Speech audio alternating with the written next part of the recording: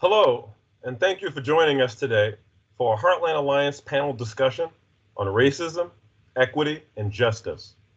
My name is Carlton Mayers II, and I lead Heartland Alliance's criminal justice reform policy as the Senior Policy Manager of Criminal Justice Reform in the Research and Policy Department.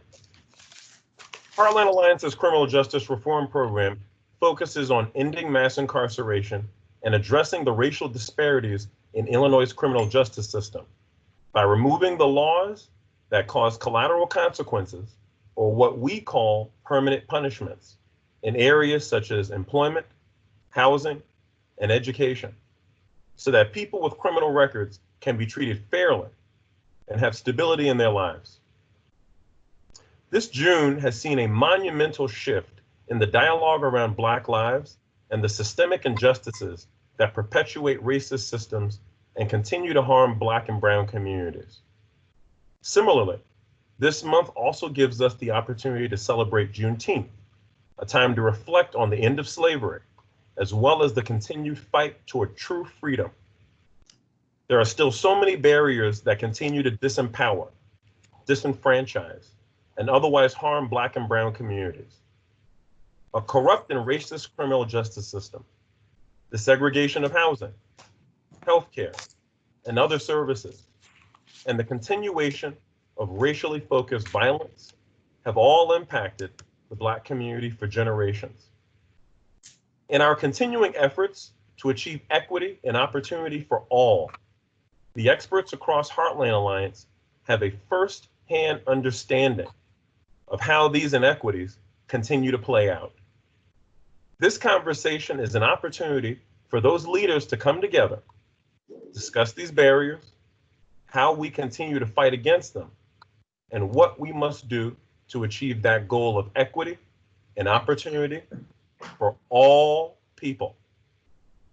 Today, we have convened leaders from across the Alliance to discuss their own perspectives on these systemic issues and how we, as human rights workers, advocates, administrators, and social workers, face the ongoing fight against structural racism.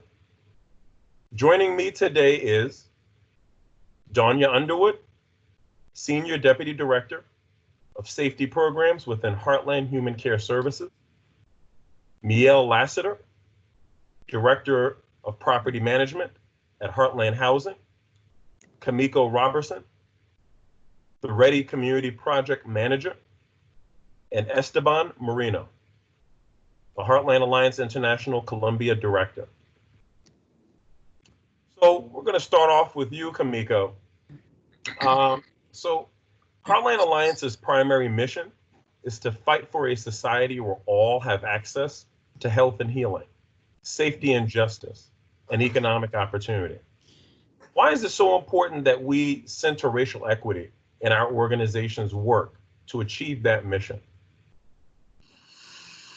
I believe that it is important that we center racial equity in our organizations and the partners that we work with and our stakeholders, because social and systemic change really depends on culture. It depends on practice, and then the policies that support the culture and practice. So in the workplace, a culture of equity has to be practiced to progress the mission. And if we are about equity and opportunity for all, there are many contributions and touch points that addresses. So it's important that we are at the forefront of that. And that READI, the way that READI does it is, we're focused on the highest risk of men in Chicago's communities that have been impacted by gun violence in one way or another. And we, one of the practices of READI is that we meet them where they are. And READI is so, and whatever level that is, wherever that is, our practices are infused in transformative and restorative justice because we are highly focused on building relationships. And we do a lot of training around trauma and around the brain, and how trauma impacts the brain. And what we know about that is that trauma can be healed, and it's healed through relationships. So we are very intentional about building relationships, both with one another, as READI staff, but also with participants. And in that, we make sure that we are addressing guys and whatever issues that they have, not only with themselves, but also with the community, and how we can support that. Excellent. So I have another question for you, Kimeco. Can you describe how READI Chicago uses a racial equity lens in the work that y'all do? Yep, we do. Racial equity in transformative and restorative justice practices. So again, because of the fact that we're focused on the highest risk of pervasive violence, or men who are either victims or perpetrators of that violence, we give them, or not even give them, we help empower their voice through the practices, from our cognitive behavioral therapy practices to understanding how to prepare yourself for the workplace, addressing barriers, and then it's ultimately about empowering those and giving voice to those who feel voiceless. And then helping restore those feelings of, security and safety and confidence to be able to move forward. And that is definitely an equity lens. And we are working with guys that are in communities that are highest impacted by violence, and that's the Austin, North Lawndale, and Inglewood communities, based on the data that comes out for how much violence is impacted by those communities. And we serve those guys and really make sure that we're working with issues that are social and emotional in their learning pathways, and trying to remove barriers, and help them to remove their own barriers in their life, so they can have sustainable work, sustainable relationships. A lot of touch points of equity is not just about serving a man and the path that he has taken, that culminates in a gun charge. His family and his relationships also play a huge part, and in the community also plays a huge part in how we work with them and serve them. And part of that is our employers. We have employer partners as well. And we have to, just a shout out and a plug to Onboard Chicago. That is one of our sister programs that help employers understand how to work with guys who have been impacted by trauma, and staff. We are, as people of color, we are impacted by trauma in many ways. And we also need the training. And, I would always say, when I first started READI, is we all need a little CBT. It does help us understand how to think rationally. I hope that helps. No, it does. Thank you so much. I mean, that's an amazing program. You're doing some excellent work that, is very timely, especially with current events. Mm-hmm. I'd like to now move on to Mye'l. So Mye'l, we know that our country, unfortunately, has a long history of housing discrimination against Black and Brown communities, not just in privately owned housing services, but even within public and subsidized housing services. Could you share how Heartland Housing provides housing services through a racial equity lens, so that we can ensure that individuals who need safe housing can access the support they need? Absolutely. I believe that the initial step with any organization is creating a framework with racial equity lens already built in. It's important that we normalize it and utilize it in our everyday operations and remain consistent. The work we do is primarily with vulnerable populations and minorities that benefit from us actually walking the walk and standing by our mission. We start by leveling the playing field from the very beginning. This comes in the form of carefully crafted affirmative fair housing marketing plans that are specifically designed to attract renters within these protected classes. And this is something that was already mandated by the Civil Rights Act of 1968 to aid in the elimination of housing discrimination. And this was during a time when redlining and steering ran rampant in our society. And you know, people were used to being pushed to a specific area, you know, within the city. And this is still happening today. It has not completely gone away. So, you know, the fight still, you know, must remain. It's also required that our teams identify and target members of our population that are least likely to apply, you know, without us taking that next step and doing that special outreach and making sure that they're actually doing that.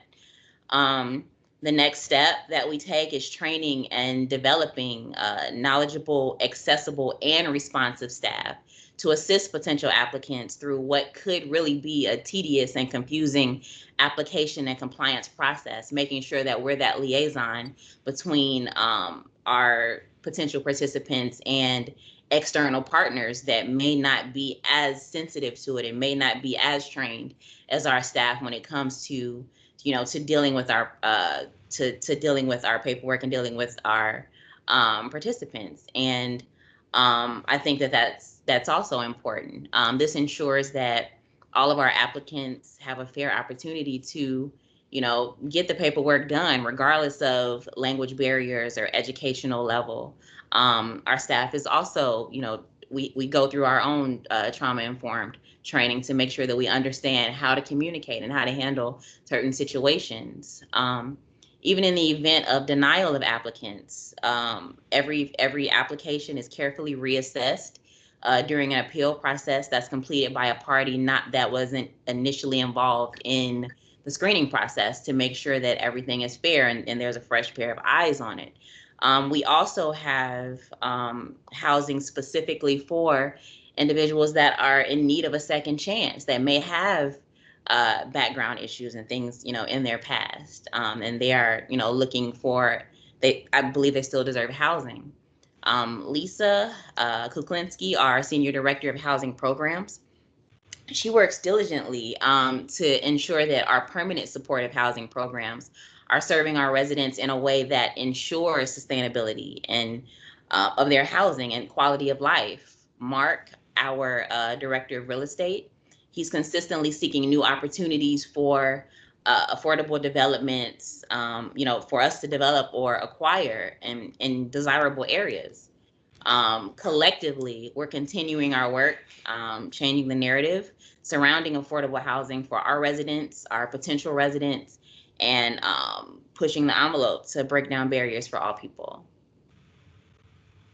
That's excellent. I know that especially when it comes to individuals who are justice involved and have a criminal record, housing right now is I mean, it's always been a major issue, but especially now with the pandemic hitting, especially the most vulnerable populations being Black and Brown community members, it's become such a big issue. And also the role that public housing authorities are playing in providing safe shelter to these individuals who are being released early from Illinois Department of Corrections due to the pandemic, and even just other individuals who are homeless and need some safe shelter. So that's phenomenal.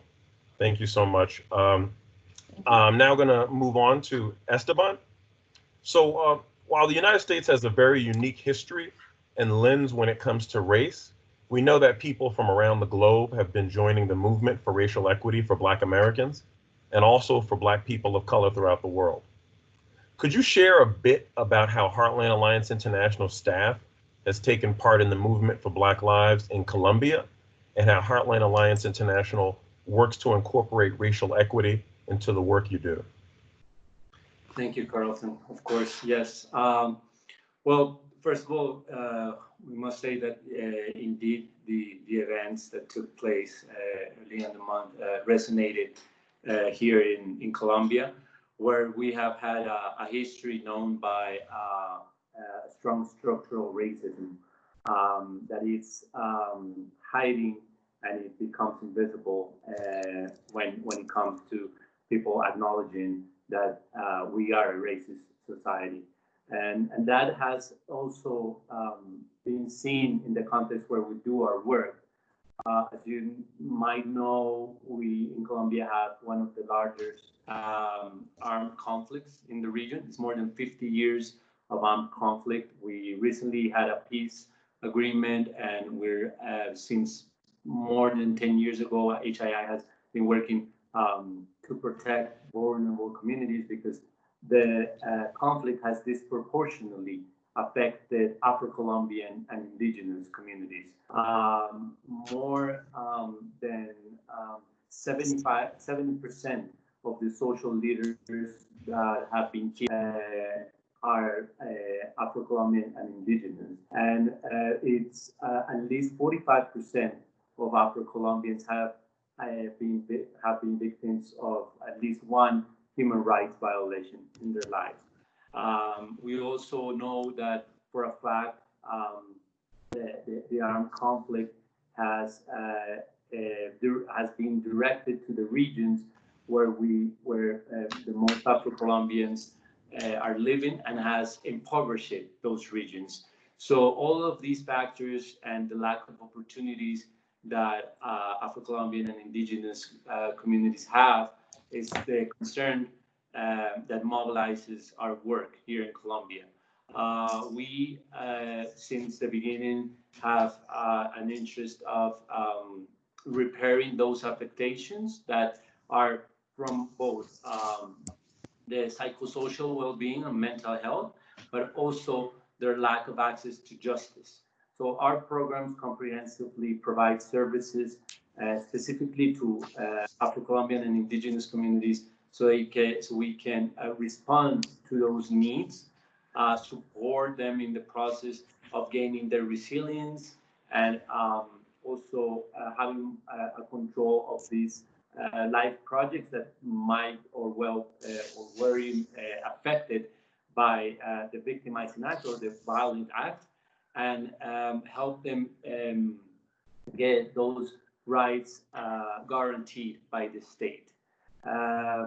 Close to 85% of our staff is Afro-Colombian, and we work with a community-based approach. So we work directly with them, creating those opportunities of employment, but also of change directly on the communities.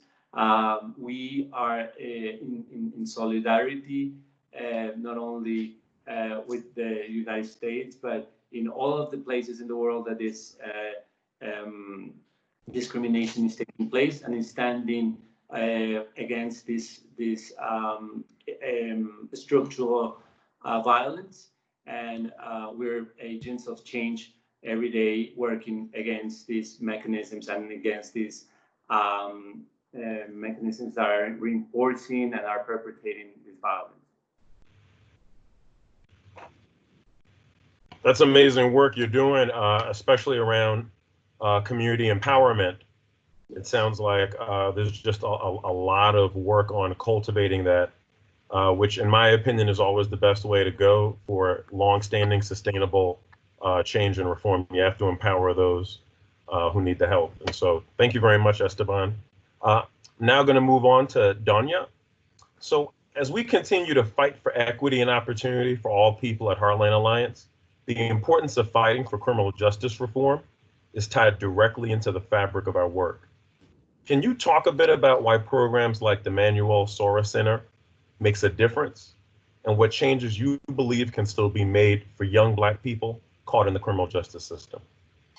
Yeah, so thank you, Carlton. And also I just want to thank and provide gratitude to my colleagues here and panelists here.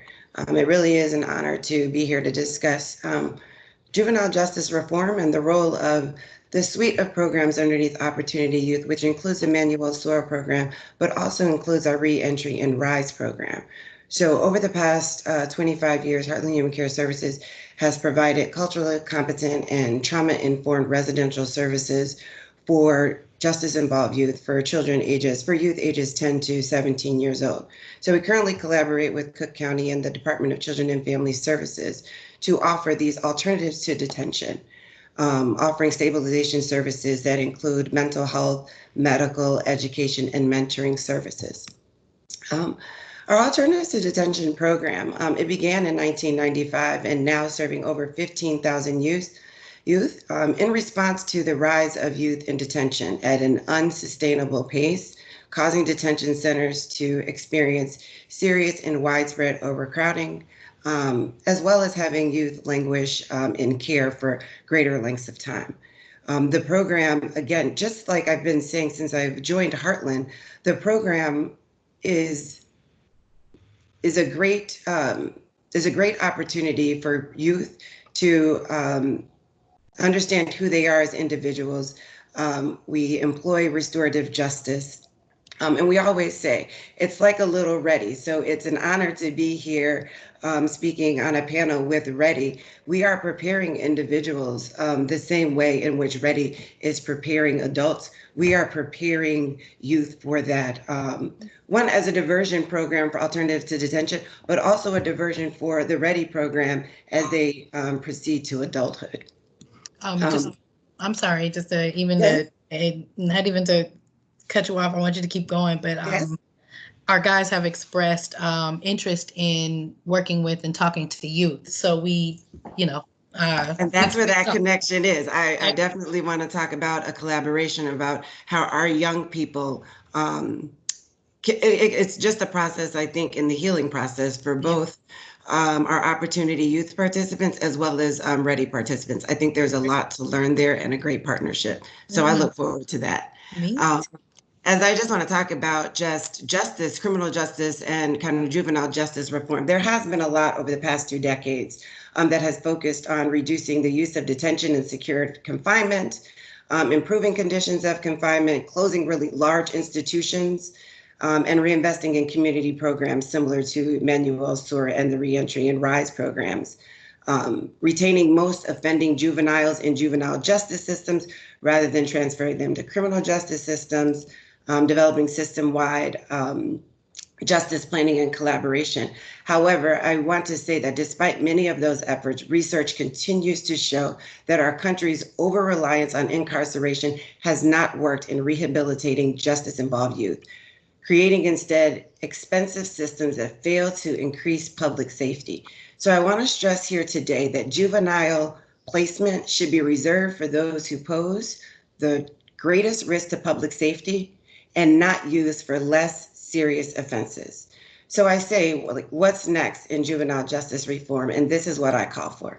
I call for continued efforts to reduce racial and ethnic disparities. I call for continued efforts to improve access to counsel, increase funds for alternative to detention programs and stabilization services like SOAR, reentry, and RISE. I call for creating a system that embodies a culture of trauma-informed care, restorative justice, equity, dignity, and belonging.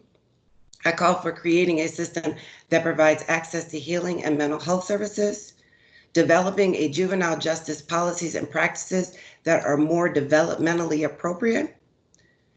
And then I call for a commitment from state and local jurisdictions to assume greater responsibility to reform a juvenile justice system that does not contribute to the discrimination and disenfranchisement of those that are really disproportionately impacted.